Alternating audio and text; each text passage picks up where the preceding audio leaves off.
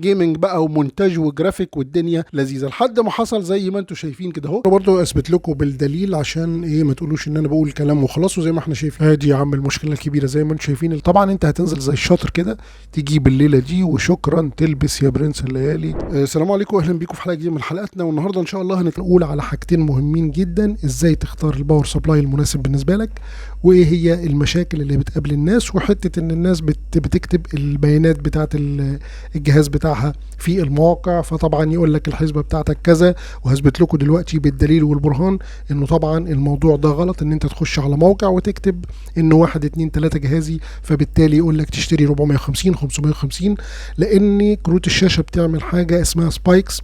هنشرح الموضوع وفي اخر الحلقه هنقول لكم ازاي تختاروا الباور سبلاي المناسب لجهازكم. ادي يا عم المشكله الكبيره زي ما انتم شايفين، الكارت كاتبين عليه انه سحبه 170 واط وانه الباور سبلاي المقترح 450 واط. طبعا انت هتنزل زي الشاطر كده تجيب الليله دي وشكرا تلبس يا برنس الليالي وتبقى الدنيا معاك زي ما انت شايف. طيب تعالوا برضو اثبت لكم بالدليل عشان ايه ما تقولوش ان انا بقول كلام وخلاص. وزي ما احنا شايفين ده موقع تيك باور اب. هنا ده الجرافيك كارد كونسامشن او كميه سحب الطاقه على كل حاجه. زي ما احنا شايفين جميل قوي في الموقع ان هو مبين لك كل حاجه، يعني ده في الايدلينج او الديسكتوب، ده في المالتي مونيتور، ده في الفيديو بلاي باك، ده في الفور مارك، ده في الجيمنج، وده على 60 فريم بير سكند في الفي سينك. زي ما احنا شايفين بصوا يا جماعه، طبعا انا كنت عامل حسابي ان الكارت كبيره بيسحب له مثلا 170 ولا حاجه، وما بيعملش سبايكس، يعني بيسحبها عادي بيعمل اكسلريشن عادي، او بيبدا ان هو واحده واحده يطلع لل 170. لكن طبعا بصوا من هنا، بصوا بيطلع بقى لحد كام، تقريبا لحد 200 واط. شفتوا بقى الكارت بيعمل سبايكس قد ايه، او بيعمل العلو ده في ثانيه واحده تلاقيه طلع من 50 واط لحد 200 واط تقريبا. وتعالوا بقى الحلو في الموقع ان هو بيفصص لك كل حاجه في الكارت. طبعا الكارت اللي احنا بنقول عليه اللي هو الكارت 3060. تعالوا كده نشوف اول حاجه طبعا في المالتي مونيتور. بصوا في الاول طبعا اهو زي ما احنا شايفين دي حاجه كده سحب بسيط طبعا وهو في الايدلينج او هو مش شغال على حاجه 16 واط. في حاجه تانية طبعا سحب اهو 13 واط زي ما احنا شايفين.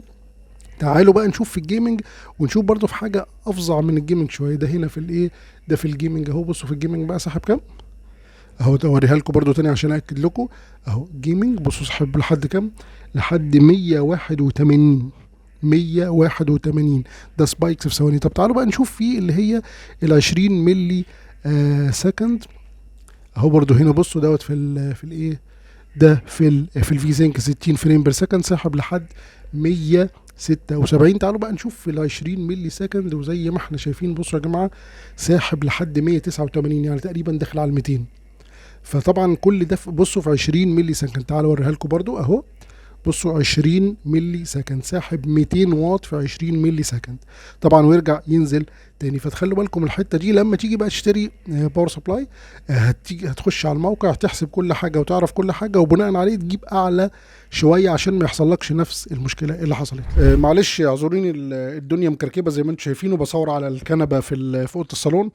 بس ايه معلش يعني. المهم ايه، احكي لكم الحكايه بتاعتي الاول وانتوا هتعرفوا ليه انا استثمرت وجبت حاجه كبيره، او حاجه يعني ممكن تكون زياده عن امكانياتي شويه. طبعا زي ما انتم شايفين اهو انا عندي 650، وعلى فكره 650 ده من شركه سيرمال تك، وسيرمال تك من الشركات الكويسه يعني، وادى معايا كتير يعني. ده بقى له معايا بتاع 4 5 سنين وما شاء الله اداؤه حلو جدا، وكان راكب برده في اكتر من تجميع عندي. و650 يعتبر طبعا من البورات الحلو وتعتبر قويه في نفس الوقت. ده طبعا 500 واط اهو، ده متعدل عشان يركب على الكيسات الاستيراد، وما شاء الله برده الدنيا لذيذه وايه وماشيه ومفيش اي مشاكل.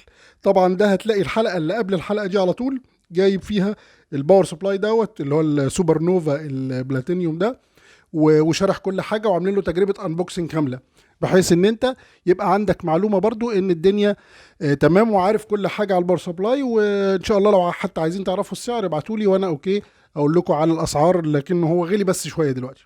المهم طبعا انا هوريكم منصه الاختبار بتاعتنا اللي احنا عاملينها. طبعا انا كان عندي المذر اللي هي الام اورس برو الاي اكس الشريحه 650، وعندي كارت 3060 اللي هو الاو سي الثلاث مراوح، نسخه الثلاث مراوح التاف جيمنج، والبروسيسور ال 14 ال 11400 اف اي 5 11400 اف. فالدنيا لذيذه، وكل ده لو حسبته هتلاقيه بيتكلم في حدود 450 500 واط. فقلت الدنيا لذيذه، خلاص يا واد ايه، هات انت عندك اهو ال 650 ده كان عندي طبعا، مش هشتري، فبما انه كان في التجميعه القديمه، وزي ما بقول لكم دايما الباور سبلاي ده يعتبر استثمار هتركبه في اكتر من تجميعه. المهم يعني جبت الباور سبلاي ده وقلت خلاص الدنيا لذيذه، كل الحكايه هياخد 500 واط. طبعا انا هو عندي ال 650 والدنيا حلوه، وكل ما اقول لحد يقول لي لا لا يا عم انت ما تجيبش حاجه اعلى، ما انت عندك 650 والدنيا لذيذه وهتمشي معاك، انت ليه تضيع فلوسك؟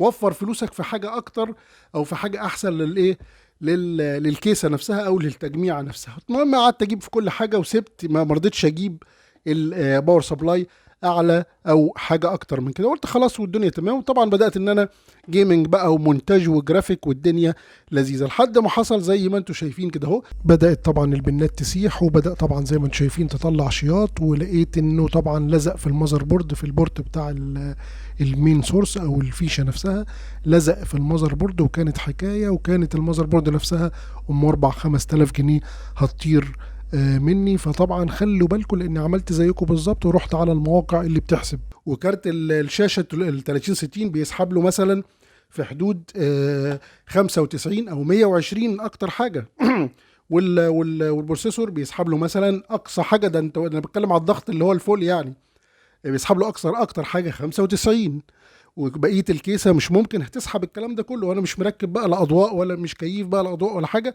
ممكن اكون مركب مثلا حوالي 8 مراوح او كده، بس برضو المراوح مش هتعمل ده كله.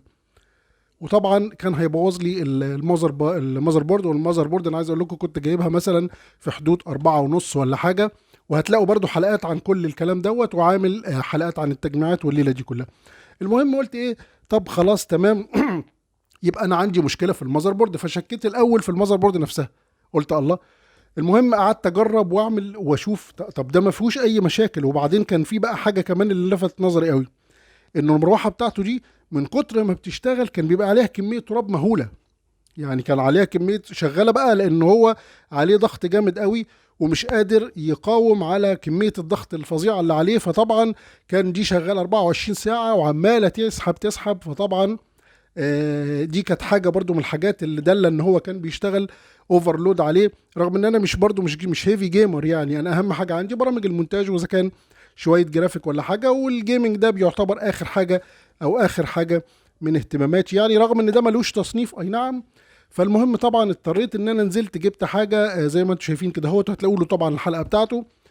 طبعا ده بسم الله ما شاء الله حاجه بقى من الهيفي ديوتي اولا، حاجه طبعا من الهاي اند، حاجه جميله جدا. وانا عامل لكم برضو حلقه قبل الحلقه دي زي ما قلت لكم في اول حلقه، عامل حلقه عن كل التفاصيل بتاعه الباور سبلاي دوت. فخلي بالك ان انت برضو كارت الشاشه بيعمل حاجه اسمها سبايك. يعني ايه سبايكس؟ يعني هو فجاه بيبقى شغال مثلا على 20 فولت او على 50 فولت، فجاه تلاقيه طلع ل 80 او 120 وراح نازل تاني على ده. كل ده بيحصل في جزء من الثانيه، يعني كل الحكايه اللي بقول لكم عليها دي بتحصل في جزء من الثانيه. فمعلش زي ما انتم شايفين الحلقه مكركبه شويه، بس قلت لازم اقول لكم، لان طبعا لما بتدخل كل البيانات بتاعتك على السايتس اللي هي بتحسب هيسحب كام الجهاز، يعني انا مثلا قال لي هيسحب 420، فانا طبعا لما قال لي كلمه 420 بعد طبعا ما انا كنت عارف كل حاجه من التجميعه بتسحب قد ايه، فطبعا لما قال لي كلمه 420 قلت الله، طب ما انا جايب عندي 650، يعني عندي كتير جدا، يعني حتى مش 500 لا. في ناس طب بتعمل ايه، يقول لها يسحب 420 تروح جايبه ال 500. فخلي بالك زي ما بقول لكم دايما في كل حلقاتي ان ده يعتبر استثمار، يعني انت تجيب باور سبلاي عالي يعتبر استثمار هينفعك في اكتر من تجميعه. ودي كانت المشكله اللي حصلت معايا. طيب اعمل حاجه، الكلام اللي انت بتقوله ده جميل وزي الفل، انا بقى ازاي اختار الباور سبلاي المناسب للتجميعه، وازاي ما اقعش في المشكله اللي انت وقعت فيها؟ اولا طبعا يا جماعه لازم تهتم اول حاجه بالبراند، اسم البراند نفسه مهم جدا. وطبعا دي ناس بتهتم باسمها ومش عايزه تجيب حاجه او هتعمل لك مثلا شيء سكه يبوظ بعد فتره. فطبعا نمره واحد البراند. نمره اتنين يا ريت يكون تصنيف، حتى لو برونز يا عم، حتى لو جولد اوكي مفيش مشاكل، المهم يكون واخد تصنيف. ده برضو من الحاجات من المعايير المهمة. طبعا هو مش فظيع بس معيار طبعا مهم جدا. تاني حاجة تخش تشوف الكارت، اعلى كارت هتقدر تركبه ايه، وتزود عنه 200 او 250 واط. بحيث ان انت برضو تشوف المراجعات على اليوتيوب، تشوف برضو زي ما احنا كده جبت لكم الباور كونسامشن بتاعه او اقصى طاقه يقدر يسحبها، واذا كان الكارت ده بيعمل سبايكس ولا لا. ده مهم جدا لان كروت الشاشه هي اكتر حاجه بتاثر على الباور سبلاي. البروسيسور طبعا لو انت هتضغط عليه برضه هيأثر على الباور سبلاي، بس طبعا كارت الشاشه العامل الاساسي. وتشوف خط ال 12 فولت بالذات، هل خط ال 12 فولت الموجب عليه كام؟ لو خط ال 12 فولت عليه بياخد اقصى طاقه للباور سبلاي، ده طبعا يبقى عامل من العوامل المهمه جدا. فدي كانت حلقتنا النهارده، وحبيت اشارك معاكم التجربه اللي حصلت لي. فيا ريت لو انت اول مره تشوفنا تشترك معنا في القناه، وهتلاقي طبعا كل التجميعات والحاجات اللي انت عايزها. ما تنسوناش باللايك والشير، والسلام عليكم ورحمه الله وبركاته.